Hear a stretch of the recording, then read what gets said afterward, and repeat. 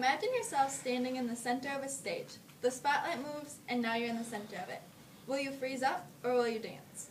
Many people have stage fright, but that doesn't stop them from doing what they love. Even though dance is a lot about performing, there's a lot more to it than that. There's a lot of history, competition, and technique. What do you think of when somebody says dance? Do you think of a school dance where they play popular music? Do you think of the classical music that's often associated with ballet? Or do you think of the street performers in big cities? The definition of dance is to move rhythmically to music. So pretty much everything that you thought of was correct. Everyone can dance, but why do we, and when did it start? Many people believe that dance started in 3000 BC in Egypt or 6000 BC in India. However, you won't find these types of dances very much anymore, but you may see them in traditional ceremonies. Ballet, one of the most popular forms of dance today, started in the 15th century during the Italian Renaissance, but it didn't become popular until the 16th century when Catherine de' Medici funded ballet in her French court and opened the first ballet academy. That would explain why most ballet terms are in French. This is an example of a ballet shoe. Point, a type of ballet, didn't start until the 16th century during the Romantic ballet times. This was also the start of tutus. In an interview with Carissa Huebner, she says that point is the most challenging because it's the most time-consuming. This is a point shoe. Many more types of dance originated in the 20th century, such as tap, jazz, lyrical, modern, and acro. Tap started in the Americas during the jazz and blues music times. It's made music with your feet. Here's a tap shoe, and then the music is made with the metal taps on the bottom of the shoes.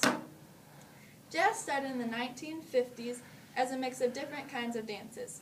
Many people believe it's a combination of African and Caribbean dances.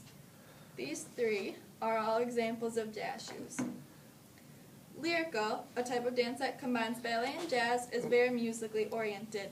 In other words, most dancers use the music a lot when they're dancing. This is what people wear for lyrical. Modern, a type of dance, started in the Americas when people wanted to break ballet traditions. It's more about being creative and artistic. Acro is a type of dance that is very popular in competitions today and combines gymnastics and dance. The history of dance goes way back, but competitions are becoming popular and a big part of dance. Competitions are so popular today because of all the media that they get. For example, the show Dance Moms features the dancers at the Abbey Lee Dance Company. It shows them training, winning, and performing.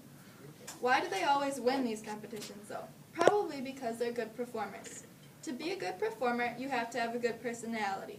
And having a good personality in dance is usually about having fun and loving what you're doing. Even though you need to have fun when you're performing, you also need to know the different techniques. There are many different techniques that are involved in dance, including balance and coordination. Many people don't really notice this when they're watching a dance. Like, do you notice people's pointed toes, or do you notice their relaxed shoulders? Probably not, because usually you don't notice unless you're a dancer. But these little technical things are what makes a dance look good. Despite all these small details, dance should be primarily about having fun. When you dance, your purpose is not to get to a certain place on the floor, it's to enjoy every step along the way, a quote by Wayne Dyer. Dance may be a lot of history, performance, and technique, but you should always remember to have fun. So when the spotlight falls on you, I hope you would choose to dance. Any more questions? No.